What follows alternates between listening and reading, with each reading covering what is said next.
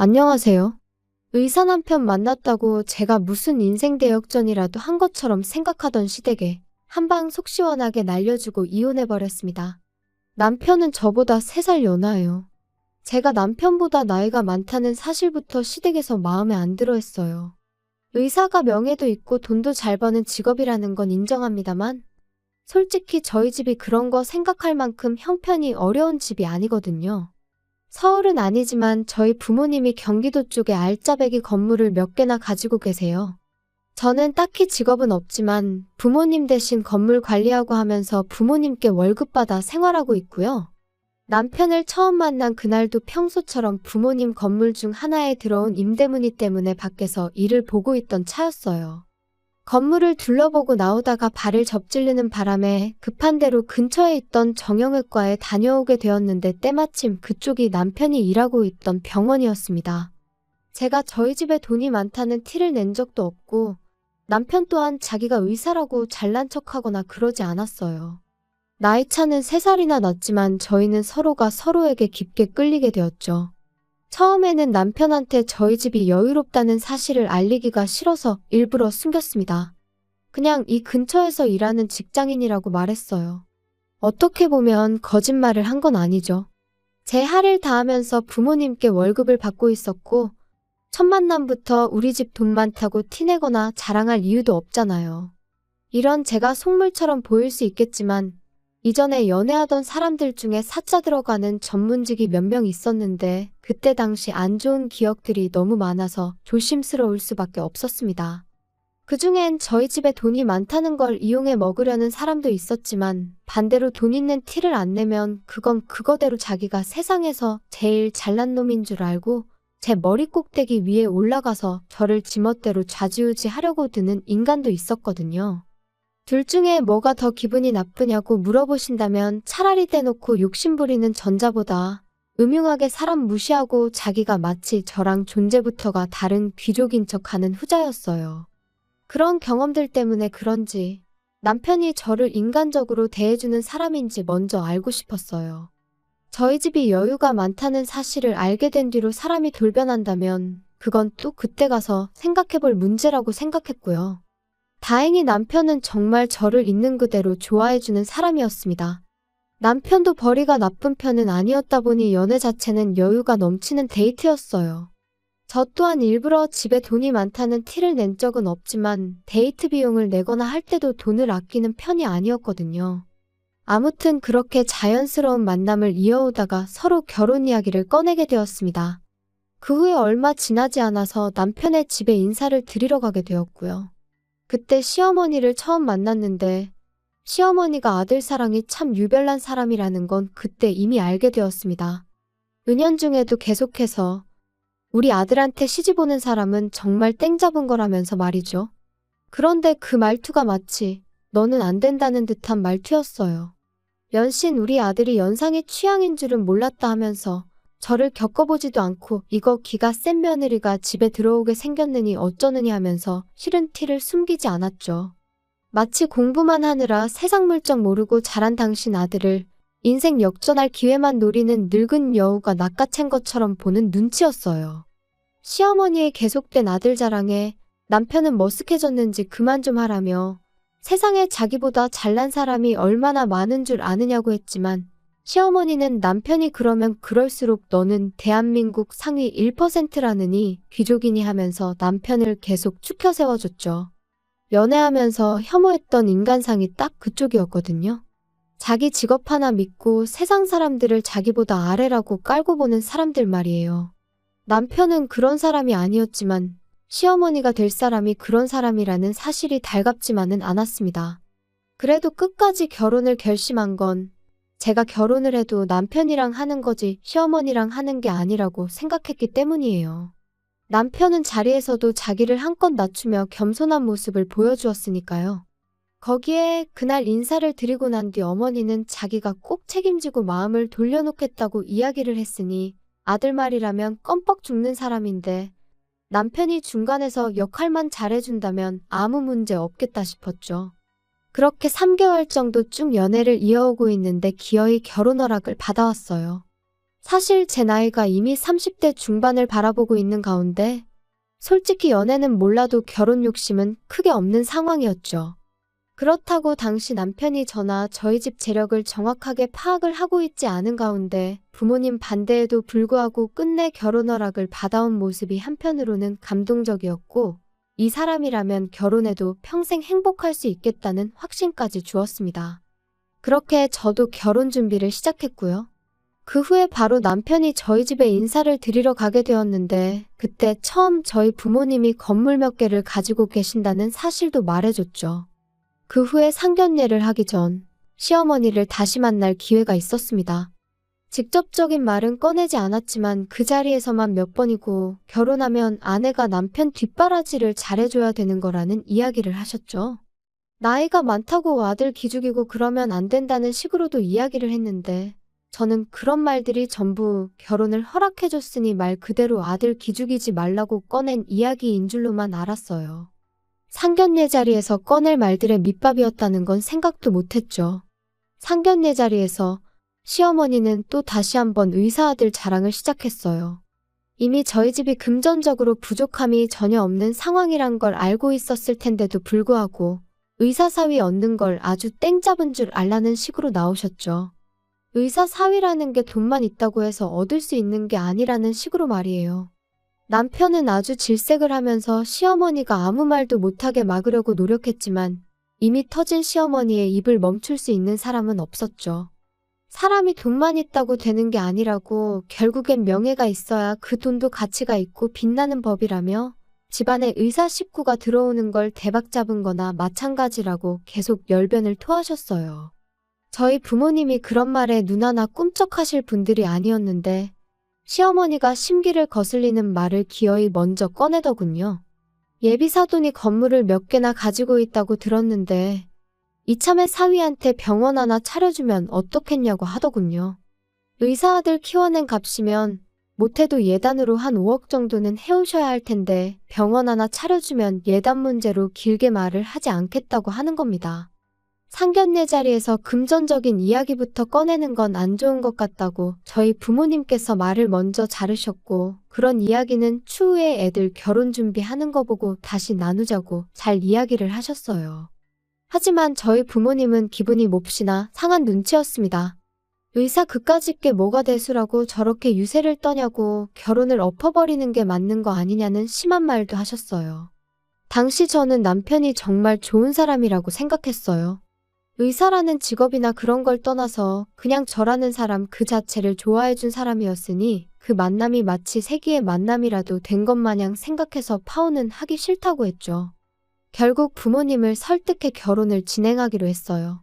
시어머니가 요구한 개업은 어떻게 절충해서 부모님이 알짜배기 상가건물 공실 하나를 권리금이나 계약금, 세도 향후 3년 동안은 받지 않기로 해서 병원 자리만 해줬습니다. 인테리어도 어느 정도는 도와주셨으니 거의 차려주신 거나 마찬가지였죠. 병원에 필요한 장비나 그런 것들은 전부 남편이 남편 집에서 알아서 해오는 걸로 했어요. 그도 그럴게 그거 외에는 남편이 결혼 비용을 아무것도 할 필요가 없었거든요. 집에 자동차부터 혼수, 집에서 쓸 국그릇 하나까지 전부 다 저희 집에서 해가기로 했거든요. 들어간 돈만 따지고 보면 시댁 쪽도 병원에 들어갈 기자재들 사느라 지출이 컸겠지만 비교조차 할 수 없을 만큼 저희 집에서 큰 돈을 해간 거나 마찬가지였죠. 그러니 돈에 환장한 시어머니와도 아무런 문제 없이 그렇게 결혼을 진행하기로 이야기를 끝낼 수 있던 거였고요. 결혼하고 알게 된 건 병원 일이라는 게 제가 생각했던 것보다 많이 바쁘다는 거였어요. 월급 받고 일할 때랑은 또 다른 것 같더라고요. 의사가 돈을 잘 번다고는 하지만 쉽게 번다는 생각은 들지 않더라고요. 야간 진료에 주말에도 오전 진료까지 해야 하니 집에서 같이 쉴 시간도 많이 없었어요. 그러다 언젠가 남편이 같이 보낼 시간이 너무 없다는 식으로 저한테 아쉬운 척 말을 꺼내왔습니다. 그러면서 자기가 했던 것처럼 월급 받고 일할 페이닥터 한 명을 구하고 싶다는 이야기를 또 꺼내왔어요. 마침 자기 대학교 후배 중에 한 명이 자기 아는 후배 일할 자리가 없냐고 연락을 해왔다더라고요. 병원 운영은 당신이 하는 건데 당신이 알아서 하는 거지 왜 그걸 나한테 허락을 받느냐고. 하고 싶은 대로 하라고 했어요. 남편은 쭈뼛거리면서 당장 환자 수 생각해보면 월급까지 주기엔 적자가 나는 상황이라고 설명을 하더라고요. 끈덕지게 물고 늘어지는 게 그래도 의사가 한 명 더 있으면 환자도 더 받을 수 있고 쉬는 날도 늘어나서 장기적으로 보면 분명히 이득이라고 설명을 하는데 계속 이야기 들어보니 당분간 적자가 나는 부분을 제 돈으로 메꿔달라고 부탁하는 것처럼 보였습니다. 그걸 알게 되니 영 아니었어요. 개인 시간이 생겨서 부부끼리 시간을 보내게 되는 건 물론 장점이긴 하지만 월급 받을 때랑 다르게 이제는 자기 이름 걸고 개원까지 했는데 당장 일 시작한 지 얼마나 됐다고 벌써부터 꾀를 부리는 건가 싶었거든요. 적어도 사람을 구해 쓴다면 그건 병원벌이가 사람 월급 주고도 남을 만큼은 벌고 난 이후에 말을 꺼내는 게 순서 아니겠나요? 각자 벌이는 생활비 제외하고 알아서 관리하기로 했는데 저희가 뭐 생활비로 한 달에 몇백씩 쓰는 것도 아니고 환자도 아예 없는 게 아닌데 왜 돈이 모자란다는 소리를 하는 건가 싶었어요. 그러다 알게 된 사실인데 알고 보니 병원 장비랑 그런 걸 시댁돈으로 한 게 아니라 남편이 자기 이름으로 대출을 받아다가 마련했다는 사실을 알게 되었어요. 그러니 돈이 모자랄 수밖에요. 다른 것보다 남편이 저에게 거짓말을 했다는 사실이 믿기지가 않더군요. 그래도 최대한 좋게 해결해 보려고 했어요. 일단 남편 대출부터 해결해 주자는 생각이었습니다. 물론 그냥은 해줄 이유가 전혀 없었죠. 여기서 해결을 해준다는 건 돈을 대신 내주겠다는 게 아니고 은행 대신 돈을 빌려주겠다는 소리였어요. 그래도 은행에 비싼 이자를 내는 것보다야 남편 입장에서는 100배 1000배 좋은 조건이었을 테죠. 그리고 그렇게 한다면 남편도 대출로 나가는 부담이 적어지니 페이닥터 한 명 구해서 조금 탄력적인 스케줄로 일을 할 수 있었을 거예요. 그렇게 되면 남편이 말하던 대로 저와 함께 보내는 시간도 생기게 되는 거니 부부 사이인 저희 입장에서는 더할 나위 없이 좋은 이야기였을 거예요. 남편도 저한테 고맙다고 이야기까지 했고요. 그런데 남편이 저희 집에 차용증을 작성했다는 사실을 알게 된 시어머니한테서 연락을 받게 되었습니다. 이미 저한테 전화가 왔을 때부터 목소리만 들어도 기분이 안 좋다는 걸 알 수 있었어요. 대번에 저한테 어떻게 남편한테 차용증을 작성시킬 수 있냐고 저를 두고 돈에 미친 독한 년이라고 하더라고요. 재주는 곰이 부리고 돈은 떼놈이 번다더니 의사 아들이 죽어라고 번 돈을 차용증까지 써가며 받아가고 싶냐고 돈으로 지금 내 아들을 손바닥 위에 놓고 부려먹으려는 속셈이냐길래 아드님한테 자초지종을 제대로 들으시긴 한 거냐고 되물었어요. 기분 나쁘게 생각하실 거 전혀 없다고요. 상견례 당시에 이야기된 것과 다른 상황인데 제가 남편 얼굴 봐서 그냥 넘어가신 건 알고 계시지 않느냐 되물었죠. 정 이런 상황이 마음에 안 드신다면 돈 이야기는 없던 걸로 하겠다고 애초에 처음 이야기되었던 대로 어머님이 남편 대출금을 해결해 주시면 되는 거 아니냐고요. 어머님 돈으로 해주시면 차용증도 안 써도 되는 거 아니냐고 했더니 아무 말도 대답 못하고 가만히 있더라고요.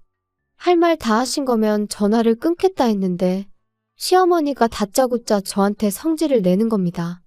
의사 남편, 의사 사위 얻은 게 니들 평생의 복인 줄도 모르냐고요.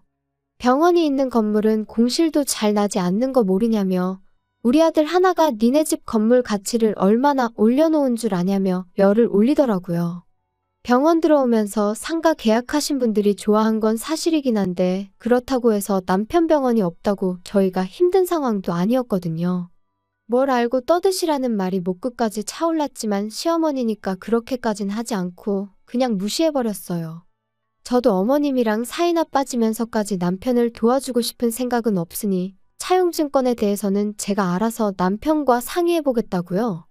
남편이 싫다고 하면 그냥 은행빚 유지하면서 남편이 주 6일이고 낮밤 가리지 않고 쉬는 날도 없이 사람 구할 만큼 여력이 생길 때까지 혼자 개고생하면 되는 거 아니겠냐 하고 전화 끊어버렸어요.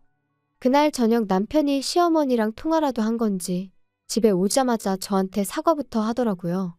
어머니한테는 자기가 잘 설명할 테니 저보고 기분 풀라고 저를 달래주길래 나를 달랠 생각 하지 말고 어머님하고나 이야기하라 그랬어요. 남편은 제 앞에서 떳떳하게 전화하면 될 걸 가지고 괜히 제 눈치를 보면서 서재로 쓰고 있던 방으로 가서 문까지 닫아놓고 전화를 하더군요. 무슨 작당 모의를 하려나 싶었어요. 집안일을 하나도 안 하는 남편이었다 보니 베란다에만 가도 방 안에서 나는 소리가 들린다는 사실을 알 리가 없었죠.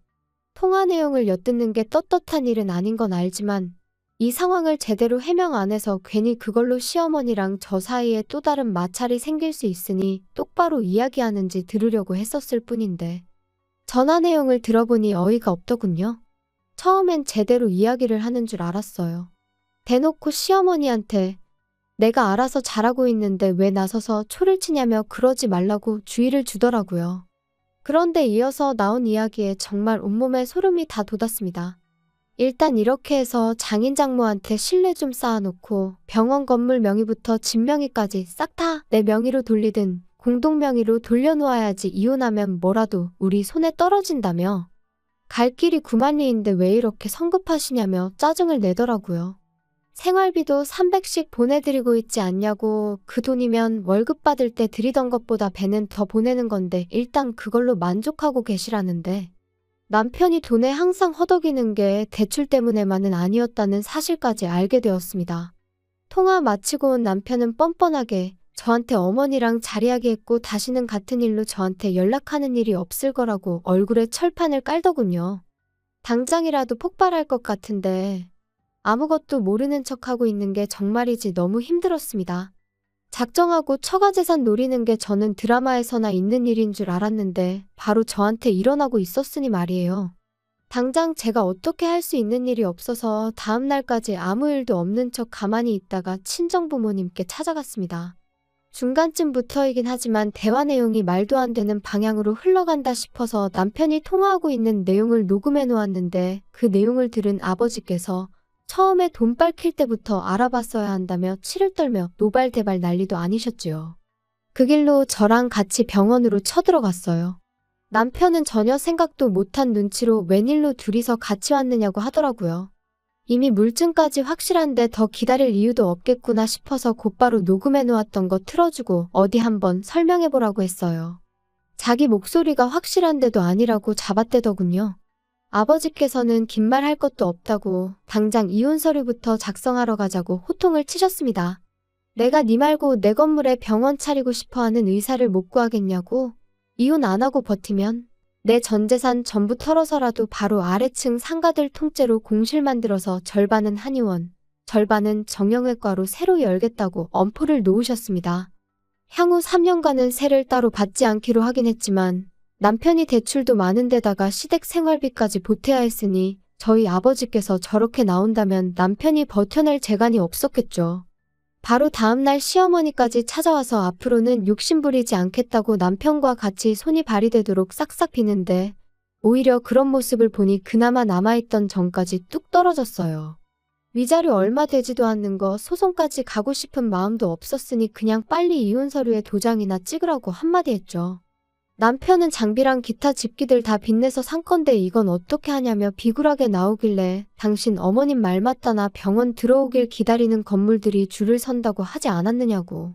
하루라도 빨리 그런 건물 찾아서 거기다 새로 개원하라고 한마디 해줬습니다. 결국 두 사람은 용서도 받지 못하고 내쫓기듯 나가야 했어요. 시어머니는 다리에 힘이 풀린 건지 병원 밖을 나서는데 몇 번을 주저앉았다 일어섰다 하더군요. 결국 1년도 채 안 되는 결혼 생활을 마치고 이혼을 하게 되었습니다. 제대로 복수를 해줘서 속이 시원하긴 했지만 결국 사람 보는 눈이 부족했던 저 때문에 이 사달이 일어나게 되었으니 한편으로는 씁쓸하기도 하네요. 남편이 저희 집 재력을 진작에 눈치채고 있었다고까지는 생각하지 않으려고 해요. 지나간 과거에 얽매이는 것보단 앞으로 제가 어떻게 하느냐가 더 중요하다고 생각하니까요. 부도 좋고 명예도 좋지만 사람의 귀천을 따지는 족속들하고는 두 번 다시 상종하기 싫네요.